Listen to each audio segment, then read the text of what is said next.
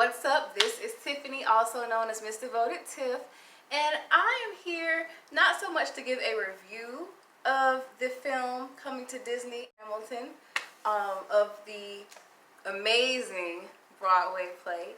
I am here more so to speak my piece on this whole controversy about whether or not Lin-Manuel Miranda should have been a little more intentional about speaking about slavery in the play, since it was a black and brown cast and he had this great platform, and a lot of people felt like this would be the moment to kind of speak against slavery or acknowledge more so the fact that these founding fathers that we're rooting for also had people in captivity or in bondage, if you will.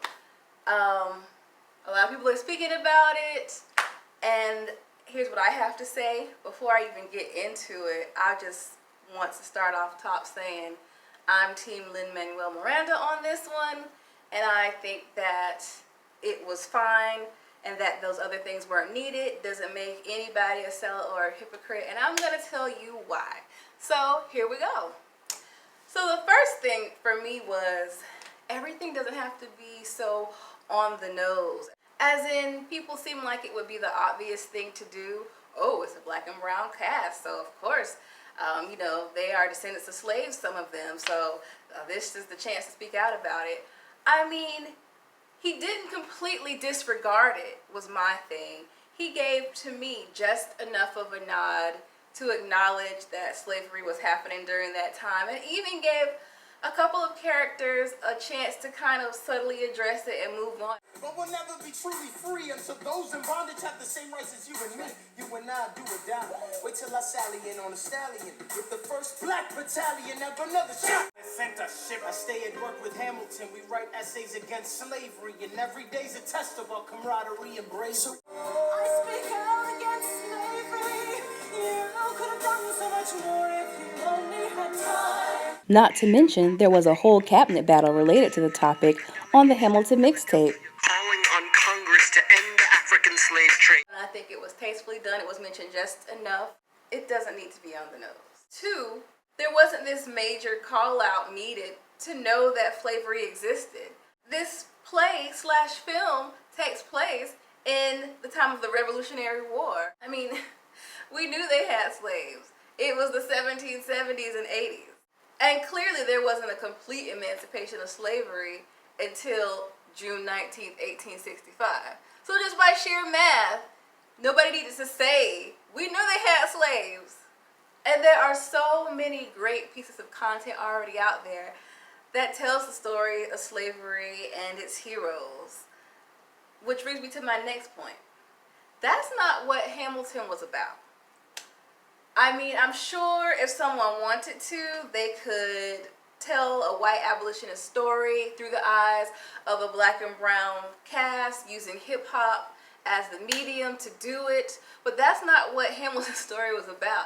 This was about Hamilton's life and his role in the Revolutionary War and as a founding father and as creating this new country. It wasn't about slavery.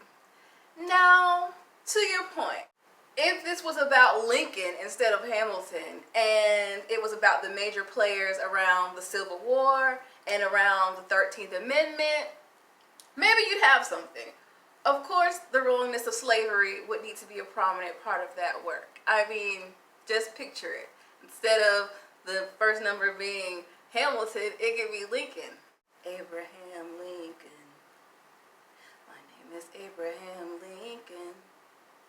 And there's a million slaves I haven't freed, but just you wait, just you wait. Okay? And there could be a rap battle of the Union versus the Confederacy.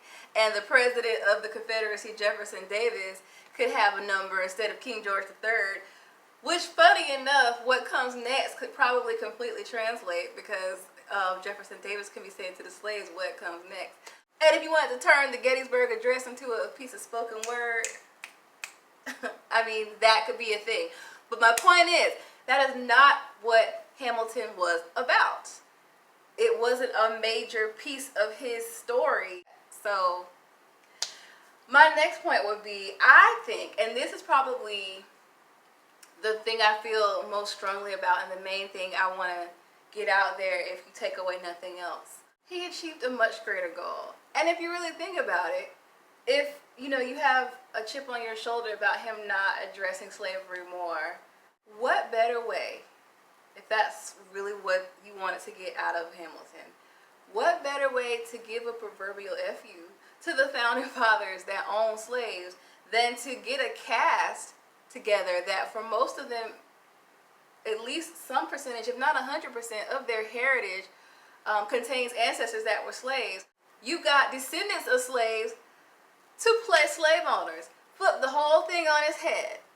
I think it's brilliant.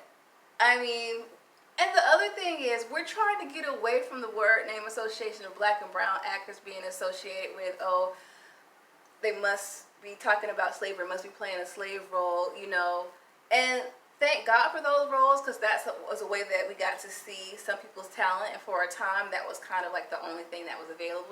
Mamie, slapstick, playing a slave. But what could be more groundbreaking than to do what he did? I also feel like he removed any reason that somebody seeing this play could say, oh, he just put together this brown and black cast just to make white people feel guilty. He, put them together just to kind of talk about slavery and the slavery part of Hamilton's life and make them feel guilty. And that would give them an excuse or a reason to not latch on, be engaged, buy into, be sold on, really grasp the beauty, the brilliance, the cleverness, the intelligence, the craftiness of this work. Because they would be too busy thinking that there was another agenda. He removed any other thing that could distract them. He removed any reason they could not walk away and say that black and brown cast was brilliant. That writer was brilliant. They were too busy focused on the descendants of the slaves and their talent to be thinking about anything else. All that was left was to have no choice but to get lost in the talent and the unapologetic swagger and delivery of the hip-hop culture through this black and brown cast. That was it. No other distractions. It was just this story and their talent. No agenda. That's it. And I think that was more successful. And I believe and I hope that as a consequence of that, just being able to see their talent, segue their careers to even higher levels, because all these people were obviously already working actors. But this allowed, wow, well, who says that it has to be a white person cast in this role that they couldn't deliver the story and deliver the message? Let's break all the rules. He was so successful in breaking the rules. Let's see what else can happen if we break the rules and cast this person. We've seen bits and pieces of it, in like the Rodgers and Hammerstein stories coming to TV, like when Brandy played Cinderella, and I think those were all really successful. But I just don't see a lot of that, so I love this. And then my last point was, what way would you have wanted to see it? I mean, so I'm a creative. I'm currently in school for my BFA. But this is a question that I have to challenge myself with all the time when I'm working on things and writing and creating. You say you want to see something, but what way would you have suggested seeing it? That's the question I want to put forth to all of those that are like, oh no, it needed to be more mentioned. Would you have wanted an actual scene with Hamilton at his home with Eliza and Philip and seeing a slave in the background? Like, can you imagine, like... And then if you wanted to see a scene with like Hamilton showing affection towards a slave, then you would have some people saying, oh, it's the white hero complex, or oh, he's glorifying slavery, and there's so many films that are making it seem like this is such a glorious, interesting thing. Would you have wanted to see a number with a slave talking about getting free? And we have so much of that, and I'm not mad at it, because I think all genres are needed, and it doesn't have to be one story. Many people can tell the same story from their perspective and from their eye. That's fine. But there would have been no way for him to win if he talked about it more. white people would have felt baited and switched, and oh, I'm coming to see this black and brown cast, we gotta shove slavery down my throat. And then black people have been like, oh no he didn't, oh no he didn't have that slave up there. So the only way to tastefully do it would have been to make it a major plot point and like a whole storyline about a slave. That's the only thing I can figure. And as he has said in every interview, he only had 2.5 hours to tell Hamilton's story. And I think he did fine. I was not able to see it on Broadway. I was like a lot of people, just living vicariously through whatever clips I could find on YouTube and the soundtrack.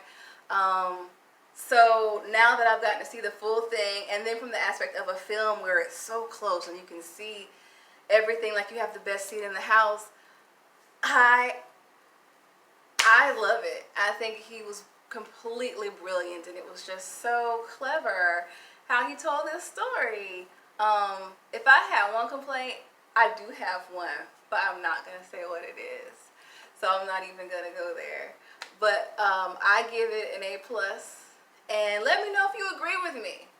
I want to hear what you have to say about my thoughts. But go Lin. I can't wait to see what you do next.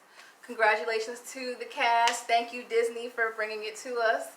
And yeah, I hope to hear from you guys. Bye.